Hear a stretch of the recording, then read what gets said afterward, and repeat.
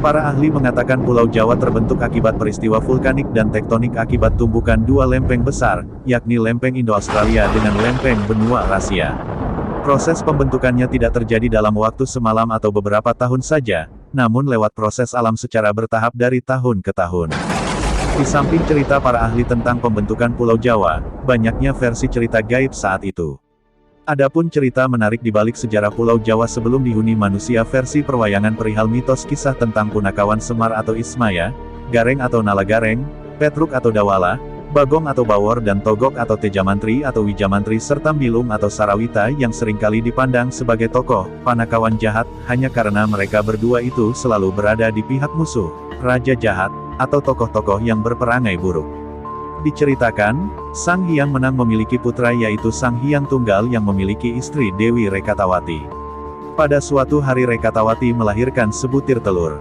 Di hadapan Sang Hyang Menang telur tersebut menetas dengan sendirinya dan menjadi 3 makhluk. Ketiga makhluk tersebut adalah Tejamantri atau Togok yang muncul dari kulit telur, kemudian Ismaya atau Semar yang berasal dari putih telur, dan Manikmaya atau Betara Guru terjadi dari kuning telur. Suatu ketika terjadi perdebatan antara mereka bertiga, mereka berebut posisi yang kelak menggantikan ayahnya sebagai penguasa. Manikmaya kemudian menantang perlombaan, yaitu menelan gunung dan memuntahkannya kembali. Tejamantri sebagai yang tertua melakukannya dulu tetapi gagal. Berikutnya Ismaya yang melakukannya dan berhasil menelannya tetapi tidak dapat memuntahkannya sehingga perutnya menjadi besar. Peristiwa ini menimbulkan gara-gara sehingga Sang Hyang Menang datang. Pada akhirnya, Sang Hyang Menang menetapkan bahwa pada waktunya nanti Manikmaya akan menjadi raja para dewa, penguasa surga dan neraka, dan menurunkan penduduk di bumi. Adapun Semar dan Tejamantri harus turun ke bumi untuk memelihara keturunan Manikmaya. Keduanya hanya diperbolehkan menghadap Sang Hyang Menang apabila Manikmaya bertindak tidak adil. Sejak itu Sang Hyang Menang mengganti nama mereka, Manikmaya menjadi Batara Guru, Tejamantri menjadi Togok, dan Ismaya menjadi Semar. Sumber, Sumukti tahun 2005 halaman 20-21, dan Mulyono, tahun 1982, halaman 53-55. Dengan turunnya tokoh Semar di dunia. Semar turun di bumi terjadi pada zaman Resi Kanumayasa seorang pendeta di Saptaarga. Suatu ketika, ada orang cebol bernama Samarasanta atau Semar lari di tengah-tengah hutan karena dikejar 2 ekor macan. Pelariannya hingga sampai di wilayah Saptaarga. Kanumayasa yang melihat penderitaan Samarasanta kemudian menolongnya dengan meruat macan tersebut. Setelah diruat, macan tersebut berubah menjadi 2 bidadari yang cantik jelita, yang tua bernama Dewi Kanastren dan yang muda bernama Dewi Retnawati. Akhirnya Dewi Kanastren menjadi jodoh Semar hingga munculnya tokoh Gareng, Petruk, dan Bagong. Adapun Dewi Retnawati menjadi jodoh Kanumayasa. Semenjak peristiwa tersebut Samarasanta kemudian mengabdi, nyantrik pada Sang Resi. Sumber Purwadi, tahun 2007, halaman 258. Versi lain mengatakan dari mitos Punakawan tersebut Pulau Jawa dapat sebutan, Isupi-isi sore mati. Pulau Jawa tidak bisa dihuni oleh manusia, walaupun dihuni akan terjadi pertumpahan darah di antaranya, baik karena perang ataupun bencana alam. Para tokoh Punakawan tersebut menghuni mulai dari ujung barat sampai ujung timur Pulau Jawa di antara Pulau Ismoyo, Pantai Balekambang, Malang. Dalam versi lain lagi seperti dikutip dari sindonews.com, Aji Saka atau Sakaji adalah ahli spiritual yang juga penemu huruf Jawa Hono Coroko dikirim oleh Raja Vaivasvata yang beragama Hindu dan berkuasa saat itu. Meminta untuk mengirimkan ekspedisi ke Jawa pada tahun 78 Masehi. Aji Saka ini sangat memahami tugas yang diembannya. Aji Saka lalu menanam benda yang berdaya magnet kuat yang telah dimantrai di 7 tempat di Pulau Jawa untuk menyingkirkan pengaruh aliran hitam dari tanah Jawa tumbal bagi tanah Jawa. Untuk tempat menguburkan tumbal atau jimatnya yang paling penting dan kuat, Aji Saka memilih perbukitan yang mengarah ke Sungai Progo, tempat yang sangat dekat dengan titik Pulau Jawa. Legenda mengenai Aji Saka ini dalam berbagai cerita juga dianggap melambangkan kedatangan Dharma, ajaran dan peradaban Hindu-Buddha ke Pulau Jawa. Seiring dengan waktu dan semakin ramai Pulau Jawa, Raja Aji Saka tidak bisa bertahan lama dan menjadi tidak berkuasa lagi. Kembalilah keadaan di mana jin berkuasa, hujan darah di mana-mana dan bencana merajalela. Lalu pada cerita lain suatu ketika datanglah waliullah pertama di Jawa yaitu Syekh Subakir yang merupakan seorang ulama yang dikirim Kesultanan Turki Utsmaniyah ke tanah Jawa. Syekh Subakir adalah seorang ulama besar yang dikirim untuk menumbal tanah Jawa dari pengaruh negatif makhluk halus saat awal penyebaran ajaran Islam di Nusantara. Karena Syekh Subakir mengetahui kondisi Pulau Jawa banyak dipengaruhi unsur gaib yang sangat mengganggu. Lalu, Syekh Subakir membawa batu hitam dari Arab yang telah dirajah. Kemudian dengan karomah yang dimilikinya batu hitam dengan nama Raja Aji Kalacakra tersebut dipasang di tengah-tengah tanah Jawa yaitu di puncak Gunung Tidar, Magelang. Karena, Gunung Tidar dipercayai sebagai titik sentral atau pakunya tanah Jawa. Hasilnya kekuatan gaib yang mengganggu di Pulau Jawa dapat dihalau. Pada masa ini ilmu kebatinan berkembang lagi menjadi beberapa cabang yaitu, ketabiban, kawaskitaan, kesaktian, kanuragan, kekebalan, pengasihan, termasuk juga tenaga dalam. Kemudian sepeninggalan Syekh Subakir pemagaran gaib terhadap pengaruh negatif dilanjutkan oleh para wali songo. Para wali ini mengajarkan ajaran Islam. Salah satu di antaranya yang terkenal yaitu Sunan Kalijaga.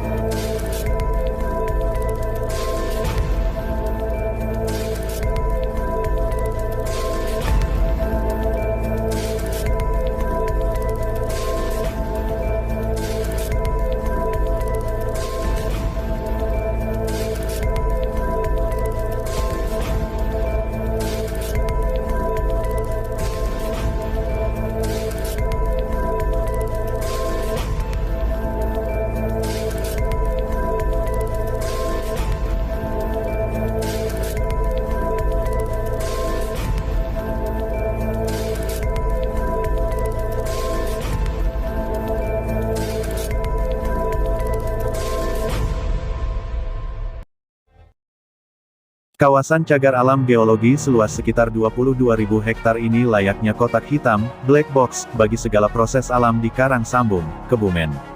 Kawasan Karangsambung dan Karangbolong di Kebumen telah ditetapkan sebagai Geopark Nasional pada 2006. Kawasan tersebut menyimpan aneka batuan purba yang menjadi lantai dasar terbentuknya Pulau Jawa.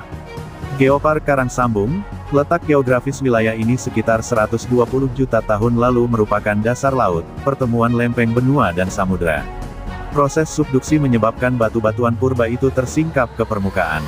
Wilayah Karangsambung dan 3 kecamatan di sekitarnya, yaitu Sadang, Karanggayam, dan Alian didominasi perbukitan batuan purba yang tercipta ratusan juta tahun lalu.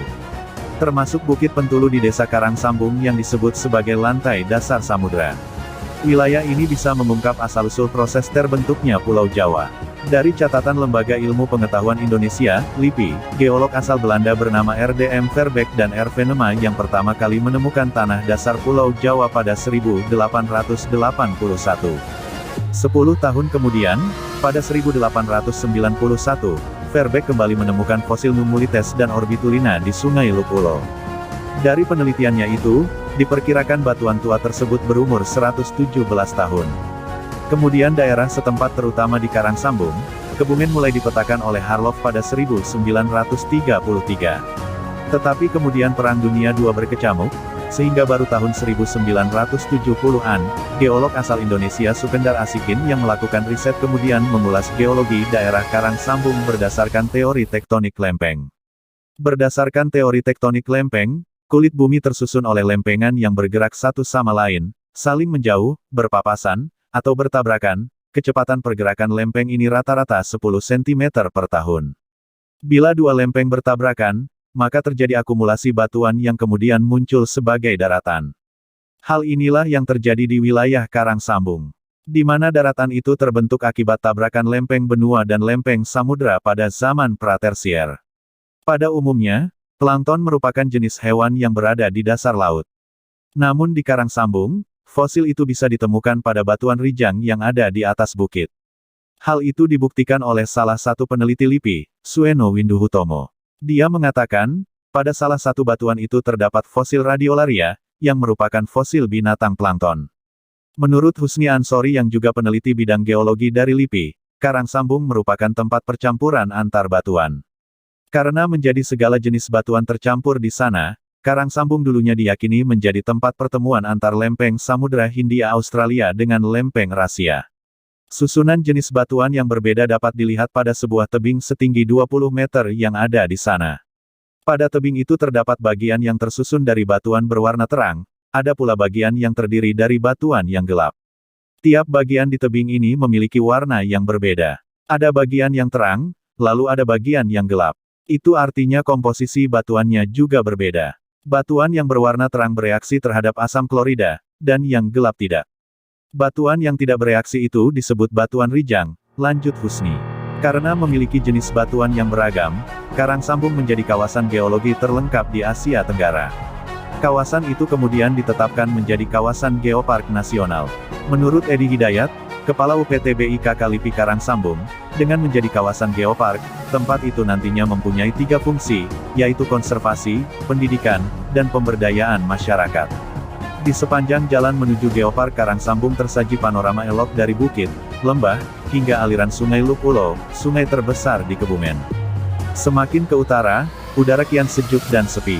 Beberapa pakar geologi bahkan menyebut kawasan ini sebagai Yellowstone National Park-nya Indonesia.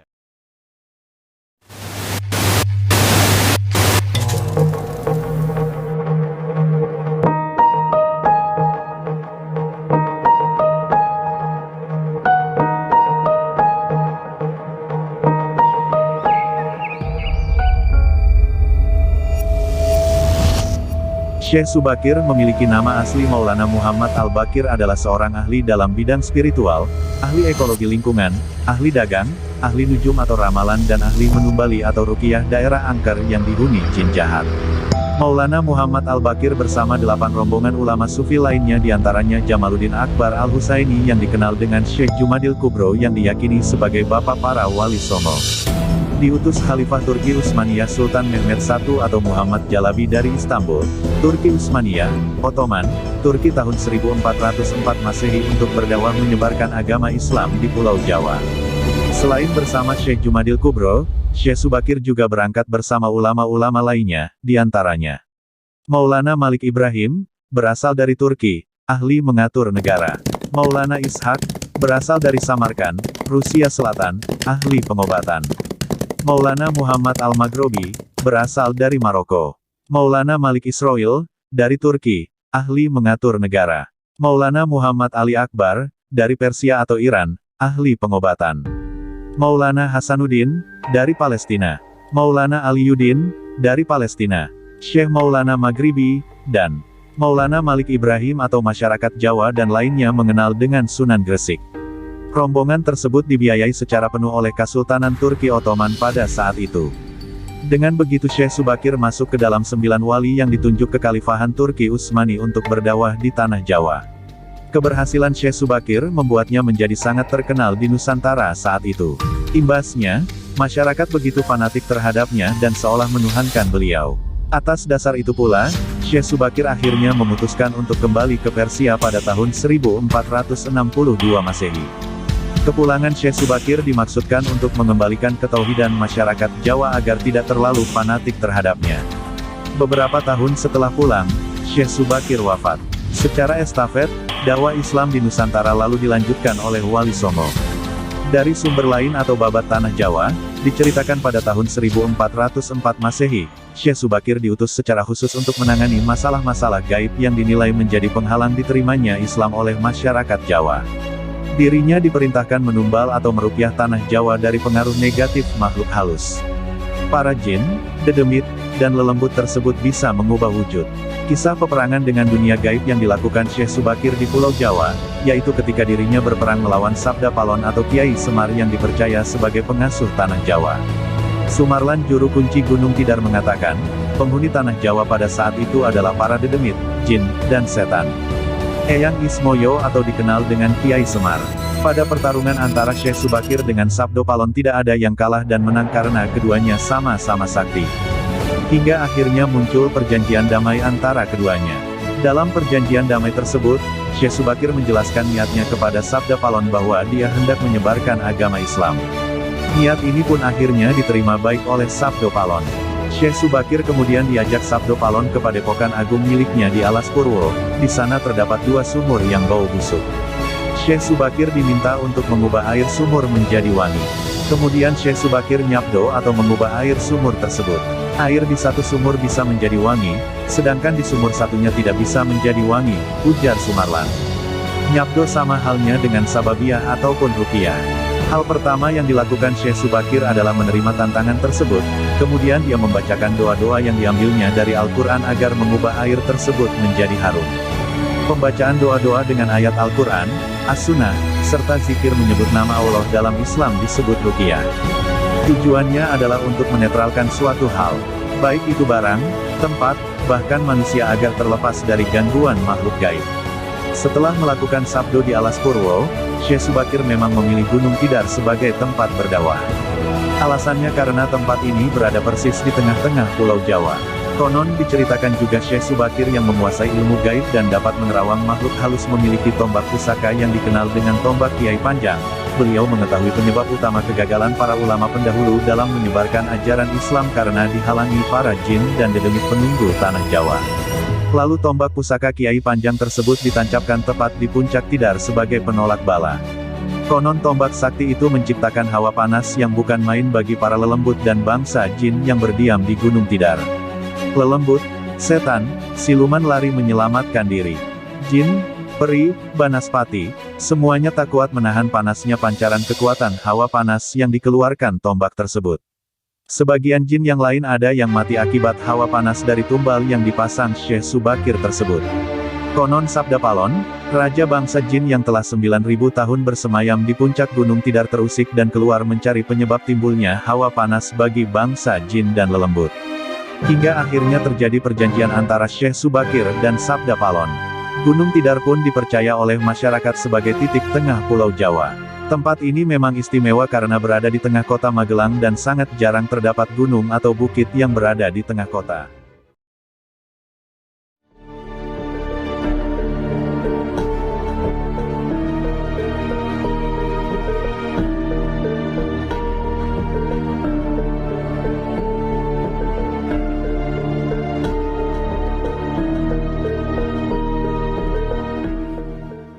Kerajaan Salakanegara yang terletak di pantai barat Jawa, yaitu Provinsi Banten saat ini, berdasarkan Pustaka Racia-Racia Ibumi Nusantara yang merupakan bagian dari naskah Wangsakerta, disusun pada tahun 1599 Saka atau 1677 Masehi oleh Pangeran Arya Charbon atau Pangeran Wangsakerta dari Cirebon.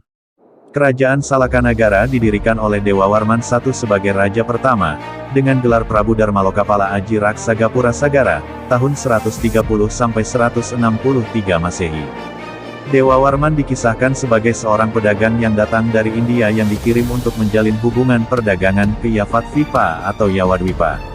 Secara arti bahasa, Vipa berarti pulau sementara Yava berarti biji-bijian atau tanaman subur seperti padi. Diceritakan juga suatu hari, kampung Akitirem sedang dijarah oleh sekelompok perampok. Di saat yang bersamaan, Dewa Warman bersama pengikutnya datang. Mengetahui kekacauan itu, dia lantas membantu Akitirem untuk mengusir perampok. Atas jasanya itu, Dewa Warman akhirnya dinikahkan dengan putri Akitirem. Dewa Warman lantas menetap di kampung Akitirem. Sepeninggal Akitirem, Dewa Warman menjadi pemimpin di daerah itu. Dia kemudian menobatkan diri menjadi raja. Akitirem adalah penguasa pertama di daerah setempat, nenek moyangnya berasal dari Sumatera dan Hujung Mediini atau Semenanjung Malaya. Ia juga seorang ahli pertanian, hidup di sekitar pesisir Teluk Lada Pandeglang, Banten, besan dari Nyai Mutia, penguasa perempuan berdarah Arab yang menguasai tanah pusaka Sukahurip di sekitar muara Sungai Kuno Kadangpinggan, yang sekarang sudah dibangun untuk kota industri migas terbesar di dunia, Kota Balongan Indramayu, Jawa Barat. Kerajaan Salakanegara merupakan kerajaan tertua di Nusantara. Kerajaan ini diyakini sebagai cikal bakal suku Sunda. Hal ini dikarenakan peradaban Salakanegara dianggap memiliki kesamaan dengan wilayah peradaban orang Sunda selama berabad-abad. Diperkirakan awal berdirinya kerajaan Salakanegara pada abad ke-1 di kota yang dikenal dengan logamnya. Kata Salakanegara berarti, negeri perak, didirikan pada tahun 52 Saka atau 130-362 Masehi. Selama berdiri dari 130-362 Masehi atau selama 232 tahun, kerajaan Salakanegara diperintah oleh raja-raja di antaranya, Dewa Warman I memerintah tahun 130-168 Masehi, Dewa Warman II memerintah tahun 168-195 Masehi, Dewa Warman III memerintah tahun 195-238 Masehi, Dewa Warman IV memerintah tahun 238 sampai 252 Masehi. Dewa Warman V memerintah tahun 252 sampai 276 Masehi. Mahisa Suramardini Warmandewi memerintah tahun 276 sampai 289 Masehi. Dewa Warman VI memerintah tahun 289 sampai 308 Masehi. Dewa Warman VII memerintah tahun 308 sampai 340 Masehi. Spati Karnawa Warmandewi memerintah tahun 340 sampai 348 Masehi, dan Dewa Warman VIII memerintah 348 sampai 362 Masehi. Terdapat 3 lokasi yang diyakini sebagai pusat pemerintahan kerajaan Salakanagara, diantaranya Teluk Lada Pandeglang, Banten, Condet, Jakarta, dan Gunung Salak, Bogor. Dalam naskah Wangsakerta, Teluk Lada disebut dengan Raja Tapura, yaitu pusat pemerintahan. Raja Tapura yang berada di Teluk Lada, Banten, Pandeglang adalah ibu kota kerajaan Salakanagara hingga tahun 362 Masehi dan menjadi pusat pemerintahan Raja-Raja Dewa Warman, dari Dewa Warman I sampai 8. Kerajaan Salakanagara membawahi kerajaan-kerajaan kecil, yang didirikan oleh orang-orang yang berasal dari dinasti Dewa Warman atau Raja-Raja yang memerintah Salakanagara. Kerajaan yang menjadi bawahan Salakanagara, diantaranya Kerajaan Ujung Kulon berlokasi di wilayah Ujung Kulon dan didirikan oleh Senapati Bahadura Harigana Jayasakti, yaitu adik kandung Dewa Warman I. Saat kerajaan ini dipimpin oleh Dharma Satyanagara, sang raja menikah dengan putri dari Dewa Warman III dan kemudian menjadi raja keempat di kerajaan Salakanagara.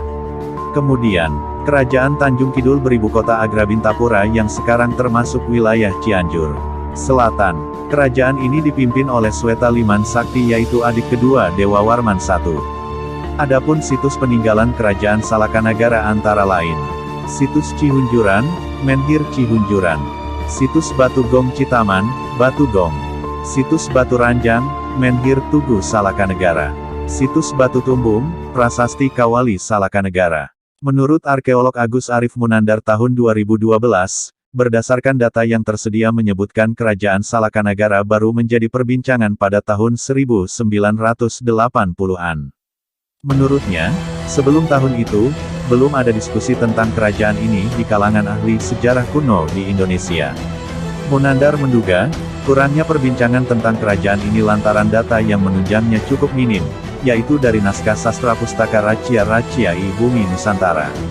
Dalam meneliti sejarah, sebuah kerajaan dinyatakan kuat jika didukung data berupa prasasti, tinggalan arkeologis, karya sastra sesaman, berita asing, karya sastra masa kemudian, mitos dan legenda, serta interpretasi ahli.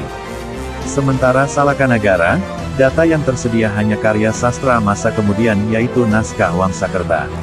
Nantinya, lanjut Munandar, jika bukti-bukti lain sudah ditemukan, dan dapat dihubungkan dengan Salakanagara, maka kerajaan ini bisa dipastikan keberadaannya. Diceritakan selanjutnya, setelah pemerintahan Dewa Warman ke-8, kerajaan Salakanagara berada di bawah pemerintahan kerajaan Tarumanegara.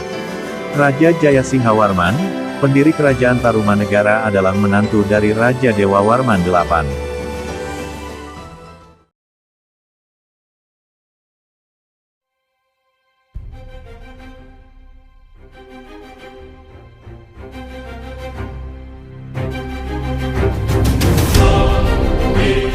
Menurut naskah Wangsakerta, beberapa wilayah serta pulau di Nusantara didatangi oleh sejumlah orang-orang dari India yang mencari perlindungan akibat terjadinya peperangan besar di sana.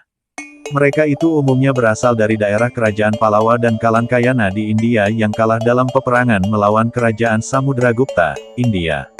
Di antara rombongan kerajaan Kalankayana, salah satunya dipimpin oleh seorang Maharesi yang bernama Jayasingha Warman.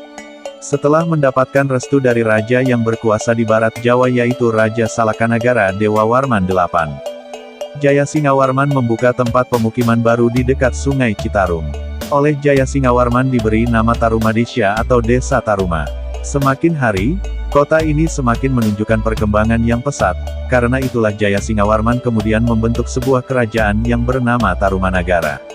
Tarumanagara merupakan salah satu kerajaan tertua di Nusantara. Catatan sejarah dan peninggalan artefak di sekitar lokasi kerajaan, terlihat bahwa pada saat itu kerajaan Tarumanagara adalah kerajaan Hindu beraliran Wisnu.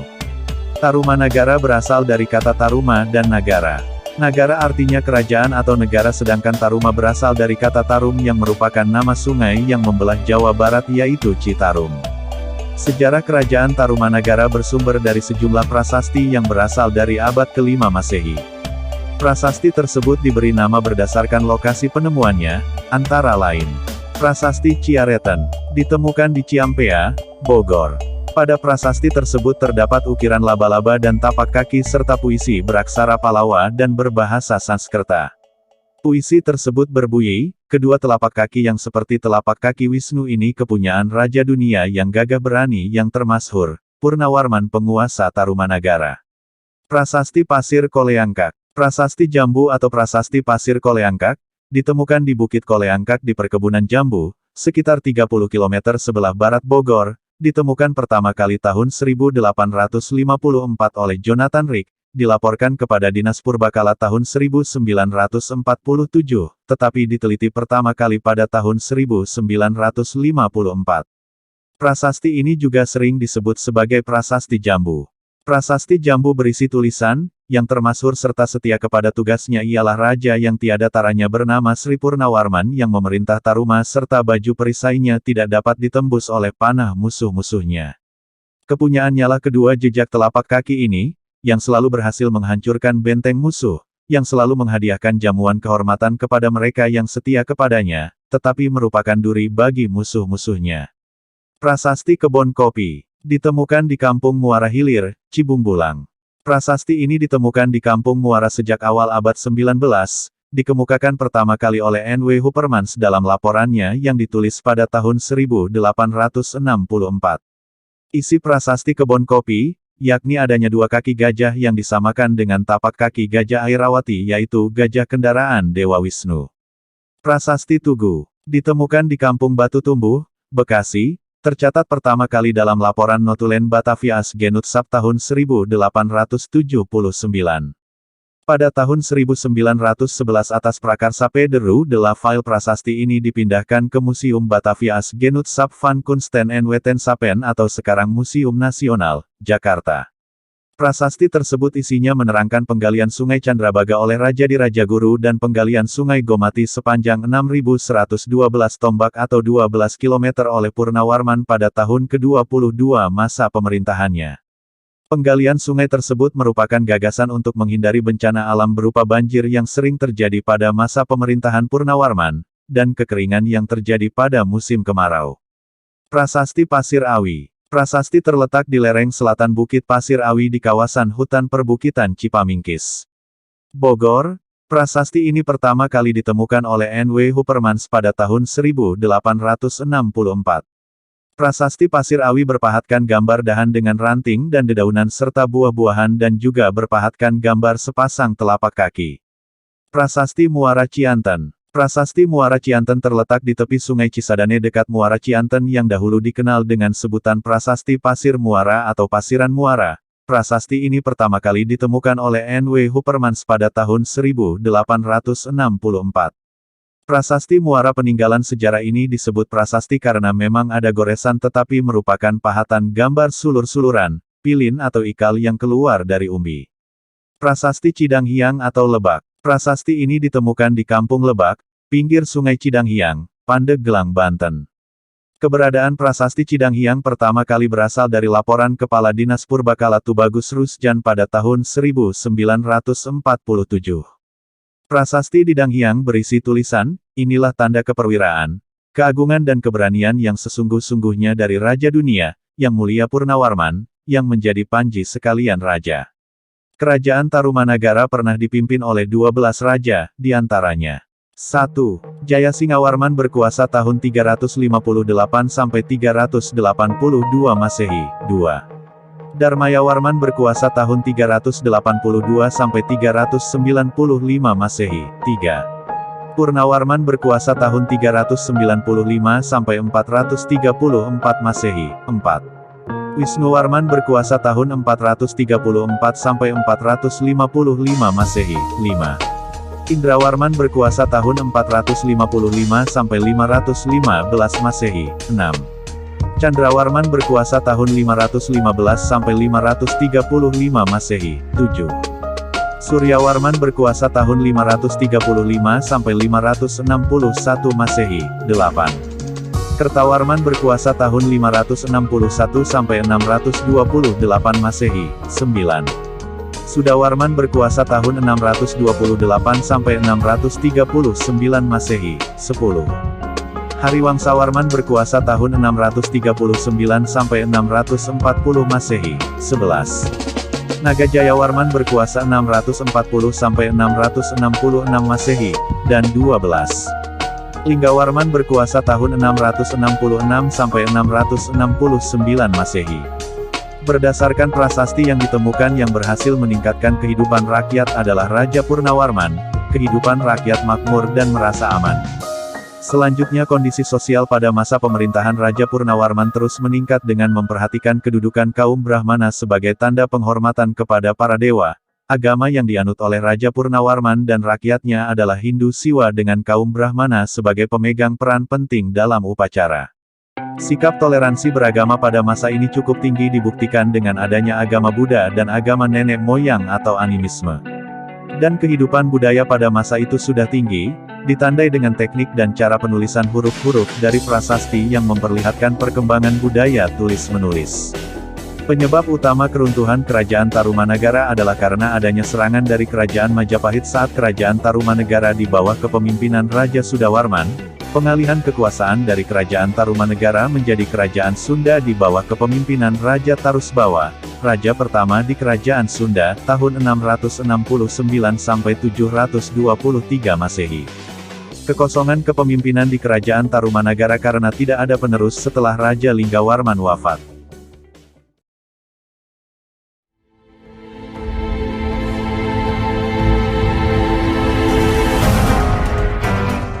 Kerajaan Kutai Martapura. Kerajaan ini berada di daerah Muara Kaman di tepi Sungai Mahakam Kalimantan Timur, diperkirakan berdiri sekitar abad 4 Masehi atau 400 Masehi. Kerajaan ini dikenal sebagai kerajaan Hindu tertua di Nusantara.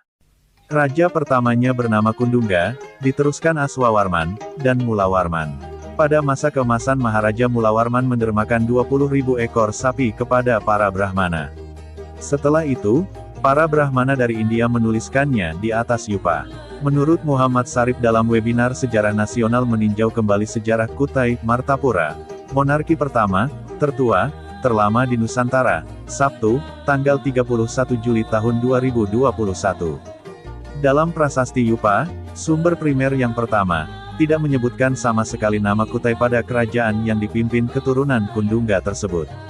Mengutip sejarawan Konstantinus Altingmis dan Solko Waltrom, kata Kutai baru dikenal sejak Aji Batara Agung Dewa Sakti mendirikan kerajaan Kutai Kertanegara. Kutai adalah paduan kata dari petai, tupai, pantai, dan kumpai. Benda-benda itu ditemukan Aji Batara Agung Dewa Sakti kala berburu di jahitan layar atau Kutai Lama. Keterangan ini selaras dengan narasi teks Arab Melayu di kitab Salasilah Kutai, sumber primer yang kedua dalam penyusunan buku ini. Sumber sejarah adanya keberadaan kerajaan Kutai Martapura dibuktikan dalam 7 prasasti yupa yang telah ditemukan. Ketujuh prasasti bertulis aksara Palawa tersebut menyingkap sejarah besar kerajaan Kutai Martapura. Dan juga sumber lainnya yaitu, Surat Salasilah Raja dalam negeri Kutai Kertanegara beraksara Arab Melayu yang selesai ditulis tahun 1849, dengan tebal 132 halaman ditulis Khatib Muhammad Tahir. Prasasti yang ditemukan itu mencatat silsilah raja-raja. Sang Maharaja Kundungga, yang amat mulia, mempunyai putra yang masyhur, Sang Aswawarman namanya, yang seperti Ansuman atau Dewa Matahari menumbuhkan keluarga yang sangat mulia. Sang Aswawarman mempunyai putra 3, seperti api, yang suci. Yang terkemuka dari ketiga putra itu ialah Sang Mulawarman, raja yang berperadaban baik, kuat, dan kuasa. Sang Mulawarman telah mengadakan kenduri atau selamatan emas amat banyak. Untuk peringatan kenduri atau selamatan itulah tugu batu ini didirikan oleh para Brahmana. Dari aksara dan bahasa yang digunakan, kerajaan Kutai Martapura dapat dianggap sebagai kerajaan yang menganut kepercayaan Hindu Shiva. Hal ini dibuktikan dalam salah satu prasasti terdapat kata Vaprakechvara yang memiliki arti, lapangan luas untuk pemujaan agama Hindu.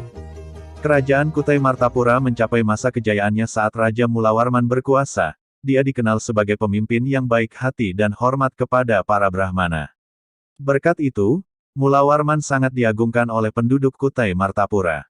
Setelah masa pemerintahan Mulawarman usai, kerajaan Kutai Martapura mulai mengalami kemunduran. Maharaja Dharma Setia yang merupakan pemimpin terakhir kerajaan ini terbunuh dalam peperangan di tangan Raja Kutai Kartanegara ke-13, Aji Pangeran Anum Pandi Mendapa.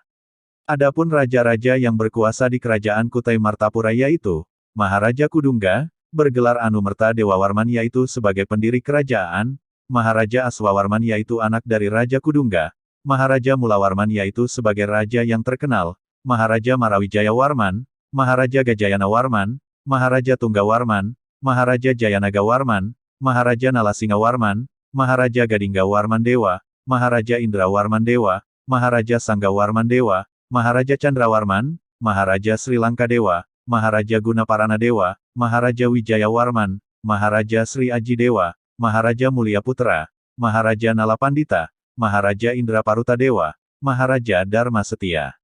Setelah kehancurannya, wilayah kerajaan Kutai Martapura dikuasai oleh kerajaan Kutai Kartanegara, yang nantinya dikenal sebagai kerajaan bercorak Islam yang memegang kekuasaan di kawasan Kalimantan Timur. Berikutnya, kerajaan Kutai Kartanegara. Pada abad ke-17 ketika kedua kerajaan Kutai Kartanegara dan Kutai Martapura terlibat perang akibat dari sering terjadinya perselisihan, di bawah Raja Pangeran Sinum Panji Mendapa, Kutai Kartanegara, yang telah berubah menjadi kerajaan Islam, berhasil menaklukkan Kutai Martapura. Kemenangan tersebut menandai sejarah baru yakni dengan munculnya Kesultanan Kutai Kartanegara ing Martapura. Pada 1300 kerajaan Kutai Kartanegara didirikan oleh Aji Batara Agung Dewa Sakti yang sekaligus menjadi raja pertamanya hingga 1325 Masehi. Aji Raja Mahkota Mulia Alam, yang berkuasa antara tahun 1545 sampai tahun 1610 adalah Raja Kerajaan Kutai Kartanegara pertama yang memeluk Islam, yakni pada 1575. Dengan runtuhnya kerajaan Majapahit pada paruh kedua abad ke-16 karena serangan dari Kesultanan Demak yang merupakan kerajaan Islam pertama di Jawa, pengaruh Hindu di kerajaan Kutai Kartanegara pun ikut meluruh. Ajaran Islam pun mulai menyebar luas ke Nusantara dan mempengaruhi kerajaan-kerajaan yang sebelumnya memeluk agama Hindu, Buddha, atau ajaran leluhur, tak terkecuali kerajaan Kutai Kartanegara.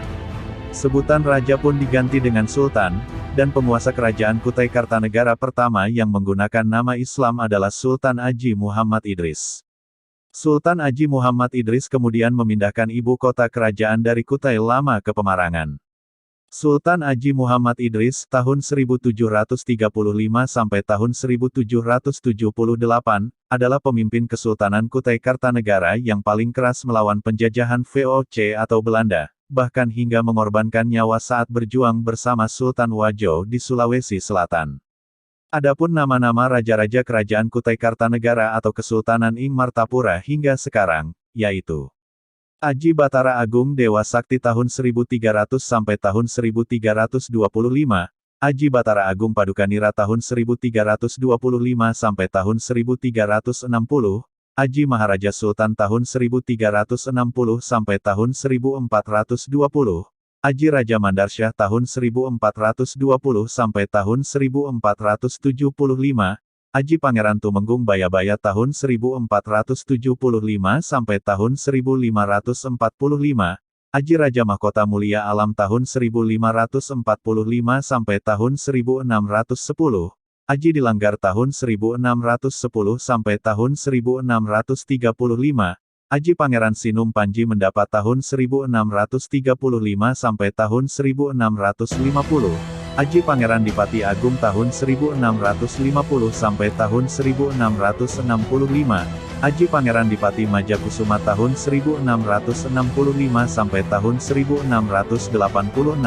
Aji Ragi tahun 1686 sampai tahun 1700, Aji Pangeran Dipati Tua tahun 1700 sampai tahun 1710, Aji Pangeran Anum Panji Mendapa tahun 1710 sampai tahun 1735, Sultan Aji Muhammad Idris tahun 1735 sampai tahun 1778, Sultan Haji Muhammad Aliyeddin tahun 1778 sampai tahun 1780, Sultan Haji Muhammad Muslihuddin tahun 1780 sampai tahun 1816, Sultan Haji Muhammad Salehuddin tahun 1816 sampai tahun 1845, Sultan Haji Muhammad Sulaiman tahun 1850 sampai tahun 1899, Sultan Haji Muhammad Alimuddin tahun 1899 sampai tahun 1910, Sultan Haji Muhammad Parikesit tahun 1920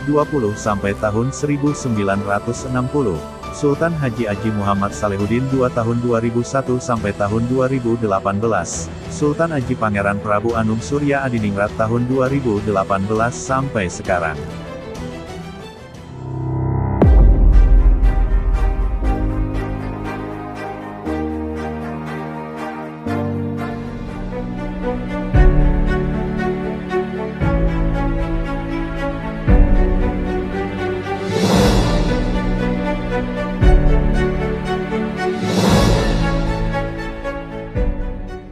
Kerajaan Kendan salah satu kerajaan bercorak Hindu-Buddha tahun 536 sampai 702 Masehi, didirikan oleh Resi Guru Manikmaya, dan sebagai raja pertama kerajaan Kendan, ia berasal dari keluarga Kalankayana, India Selatan.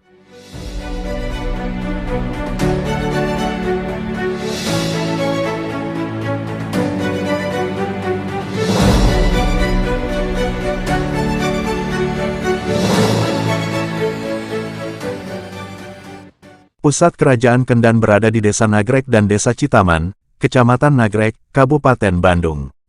Kerajaan tersebut masih di bawah Kerajaan Tarumanegara setelah Resi Guru Manikmaya menikah dengan Tirta Kancana, putri Maharaja Suryawarman, penguasa ketujuh Tarumanagara tahun 535 sampai 561 Masehi. Sepeninggal Resi Guru Manikmaya yang memerintah selama 32 tahun, ia digantikan putranya Raja Putra Suraliman yang menikahi putri Bakulapura, Kutai, Kalimantan, yaitu keturunan Kudungga yang bernama Dewi Mutiasari.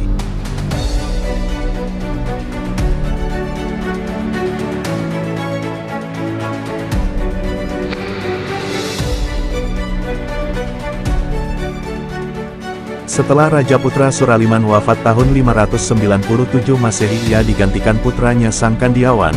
Pada masanya ia tidak berkedudukan di Kendan, melainkan di Medan Jati, dikarenakan ia memeluk agama Hindu Wisnu sedangkan di Kendan Hindu Siwa.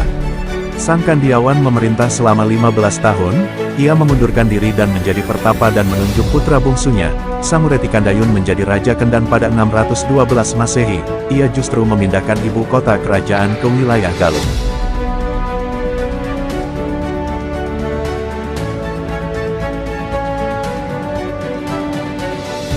Pemindahan ibu kota ini juga menandai perubahan nama kerajaan Kendan menjadi Kerajaan Galuh.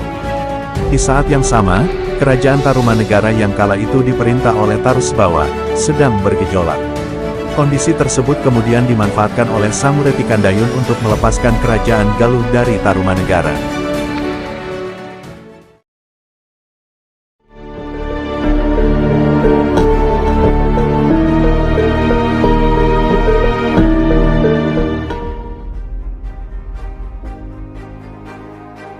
Kerajaan Kalingga berdiri abad ke-6 dan ke-7 Masehi dengan nama lain Keling atau Holing, dan juga masih memiliki keterkaitan dengan India dan China pada masa itu.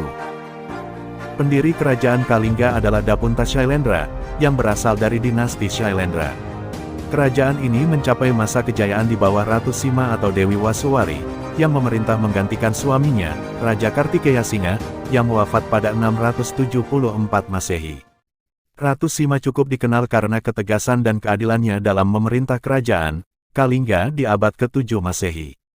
Kejayaan Kalingga ini dibuktikan dengan kemajuan di berbagai sektor seperti ekonomi, pertanian, militer, perdagangan, dan agama.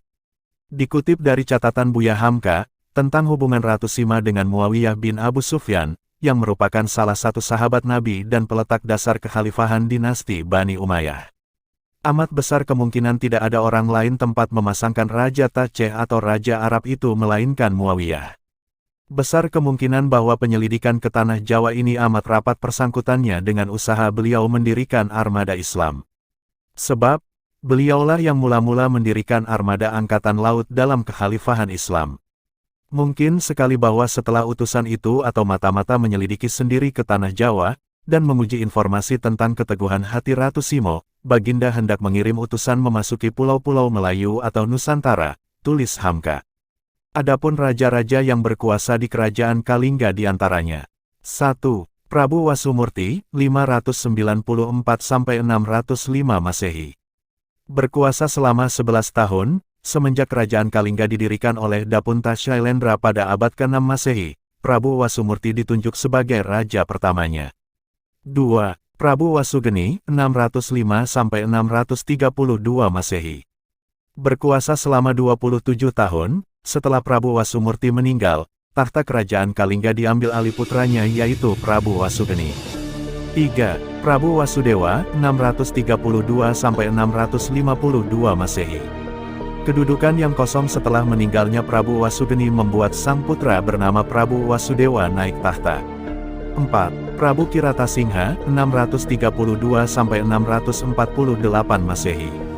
Penguasa Kalingga masih terus berlanjut sampai kepada Prabu Kiratasingha yang dipercaya menjadi pemimpin.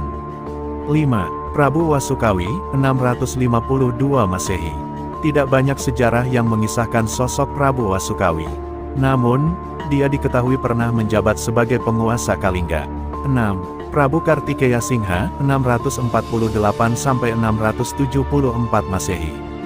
Dikuasa selama 26 tahun, Prabu Kartikeya Singha menikah dengan putri Prabu Wasugeni yaitu Dewi Wasuwari atau Ratu Sima. 7. Ratu Sima, 674–695 Masehi. Saat Prabu Kartikeya Singha wafat, yang merupakan suami Ratu Sima, kekuasaannya digantikan Sang Ratu di mana Sang Ratu mengembalikan keadaan kerajaan Kalingga berada di masa kejayaan.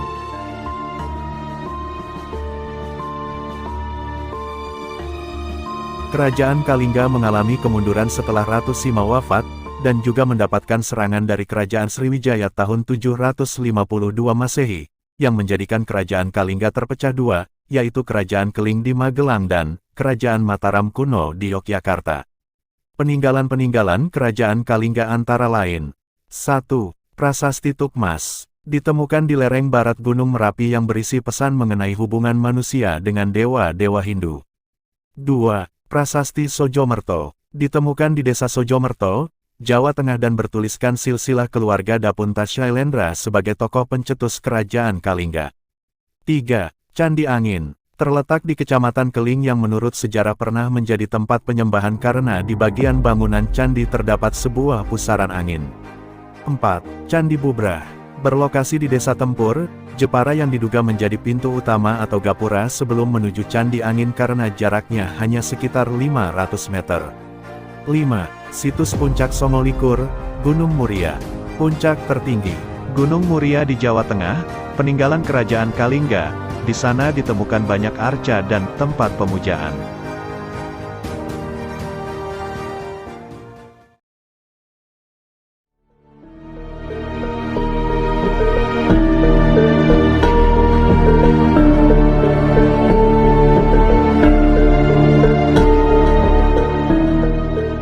Sejarah mencatat adanya salah seorang ratu yang dikenal tegas dalam memimpin suatu kerajaan di Nusantara. Sosok wanita tersebut dikenal dengan nama Ratu Sima tahun 674–695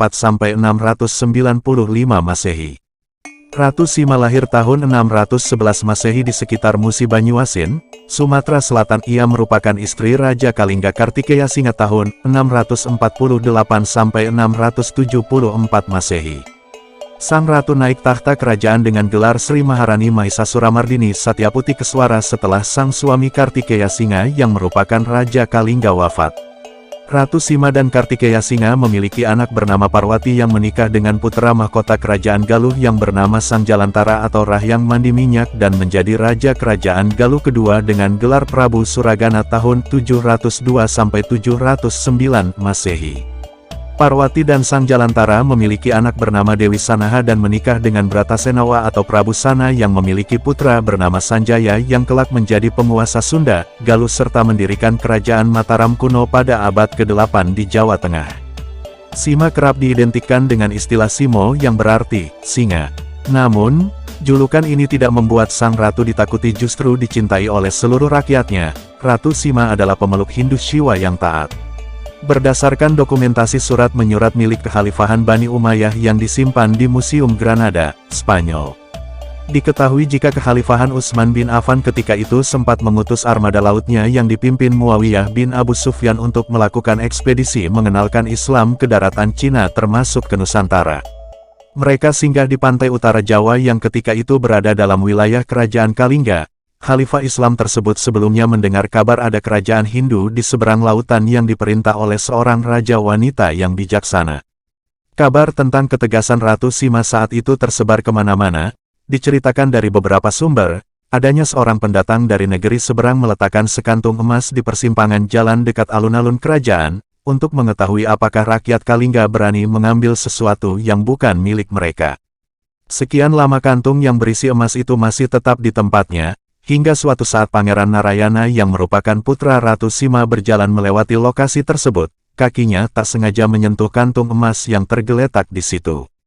Dengan ketegasannya, Ratu Sima menjatuhkan hukuman mati kepada putranya tersebut. Namun, para pejabat dan keluarga istana meminta keringanan kepada sang ratu agar sang pangeran diampuni kesalahannya. Hukum tetap harus ditegakkan, dikarenakan kaki sang pangeran yang menyentuh kantung emas tersebut meskipun tidak sengaja, maka Ratu Sima memerintahkan agar kaki anaknya dipotong sebagai hukuman, dikutip dari R. Sukmono, Pengantar Sejarah Kebudayaan Indonesia, Jilid 2, 1988, halaman 37. Walau kerajaan bercorak agama Hindu, agama Buddha dan lainnya juga berkembang secara harmonis di tanah Kalingga pada saat dipimpin Ratu Sima. Pamor Ratu Sima dalam memimpin kerajaannya sangat luar biasa, amat dicintai rakyat jelata hingga lingkaran para elit kekuasaan.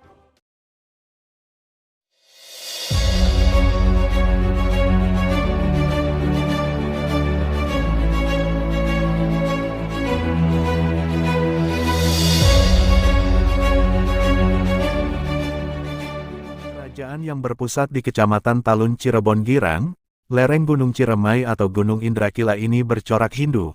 Kerajaan yang bermula sebagai mandala atau kemandalaan tersebut adalah Kerajaan Indraprahasta. Kerajaan yang didirikan oleh para pendatang dari India tahun 3 Masehi. Para pendatang tersebut salah satu diantaranya yaitu Maharesi Sentanumurti, penganut agama Hindu sekte pemuja Batara Wisnu, dikutip dari naskah Kertabumi Sargahi Parwai. Selanjutnya diceritakan pula dalam naskah Pustaka Racia-Racia Ibumi Nusantara. Kerajaan Indraprahasta kekuasaannya berdampingan dengan Kerajaan Salakanegara, juga menjadi bagian dari Kerajaan Tarumanegara dan Galuh setelahnya. Didirikan pada tahun 398 Masehi Kerajaan Indraprahasta oleh Maharesi Sentanu, yang juga sebagai raja pertama dengan gelar Prabu Indaswara Sakala Kretabuwana yang berkuasa tahun 398 hingga 432 Masehi.